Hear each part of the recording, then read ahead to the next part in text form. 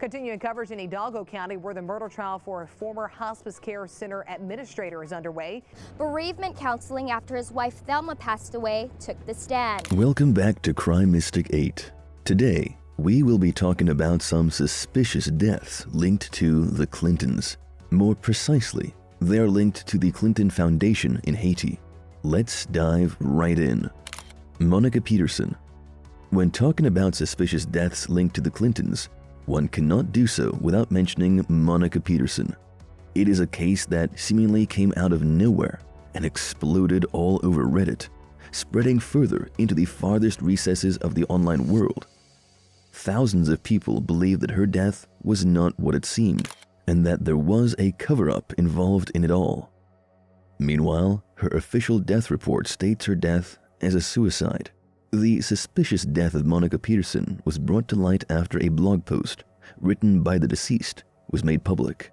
Monica Peterson was a graduate of the Human Trafficking Center program at the University of Denver. After an extensive career, she took her knowledge to Haiti, where she continued with her work with nonprofit organizations while working full-time as a teacher. While Monica's death is officially listed as a suicide, there is a large community of people who believe that this is not the case. Monica died less than a year after making a claim that there was human trafficking happening within Caracol, a Clinton-sponsored sweatshop. In the blog that sparked the debate about her death, she was critical about the Clinton Foundation's work in Haiti. She outlined corruption, as well as her belief that there was a system to support child trafficking within Caracol. Monica dedicated her life to working with sex workers and doing what she can to stop the human trafficking problems in the country. Her work with nonprofit organizations had been effective and successful, which is why some believe every word she wrote about it. The friend who shared the blog post to Reddit claimed that it was not her intention to make the world think that Monica had been murdered, but many people who read the blog post believe that it is just the kind of thing the Clinton Foundation would use as a reason to kill. Those who have looked into Monica Peterson's suicide believe that it all seems a little too suspicious. The circumstances are unclear, and those who have details are unwilling to share what they know. What is known is that, at the time of her death, she was investigating child trafficking in Haiti, and we know that her research led to many links to the Clinton Foundation in Haiti. Monica always took her work seriously and would not stop until she saw results, which is why some believe she felt brave enough to write her blog post and publish it. Her words were critical of the Clinton Foundation in Haiti, and while she didn't give specifics, it was clear that she did not trust their work in Haiti. She was brave enough to talk about it and bring it to light, and she might have paid for that with her life. Eventually, the story went quiet, but there is no denying that her name will forever be part of a growing list of deaths linked to the Clinton Foundation in Haiti. Klaus Eberwein. The death of Klaus Eberwein was listed as a suicide, but just like the case of Monica Peterson, there are many who believe that this is not the truth. Klaus Eberwein was found dead from a shot to the head. There was no sign of forced entry to his home, and no sign of robbery. Because of this, the police have treated his death as a suicide, and that is how it has remained. Klaus Eberwein was a 50-year-old government official in Haiti. What makes his death suspicious is the fact that he was intended to testify against the Clinton Foundation just a week after his death. A friend of Klaus made an official statement in which he claims to have spoken to Klaus just days before his death, and noted that Klaus sounded cheerful and confident for the upcoming testimony that he was expected to give. Klaus was set to testify before the Haitian Senate Ethics and Anti-Corruption Commission. He claimed that the Clinton Foundation was filled with corruption. He claimed to have evidence of misappropriation of Haiti earthquake donation funds.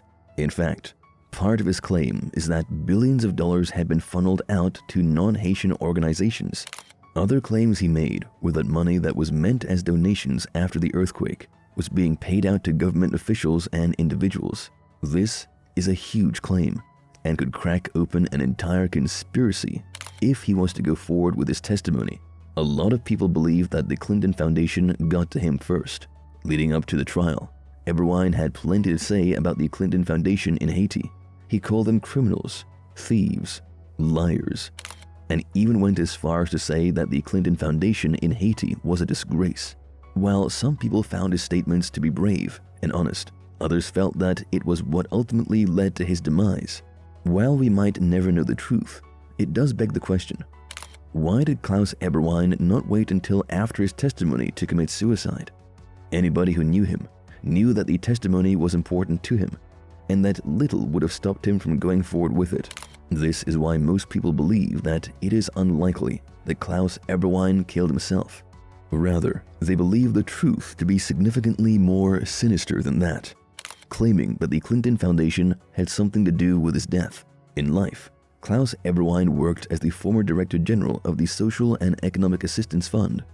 It is his position within the government that makes people believe in his testimony to be true. A friend and business partner of Klaus said that they had been in communications about the opening of another business venture, and that Klaus seemed to be excited and in a good mood. Dean Lorich. Dean Lorich was a Haitian surgeon with a successful career. As a surgeon, he worked on many high-profile patients such as Bono and Michael Cox. Lots had happened in the weeks leading up to Dean's suspicious death. He was being sued by Michael Cox for malpractice, some sources say. There was also a belief that he had lost his position at a prominent hospital in Haiti for backing the wrong political party. But more importantly, he is another name on the list of suspicious deaths linked to the Clintons. Dean Lorich was found by his 11-year-old daughter with a knife in his chest. The knife was protruding from the front of his chest, near his heart.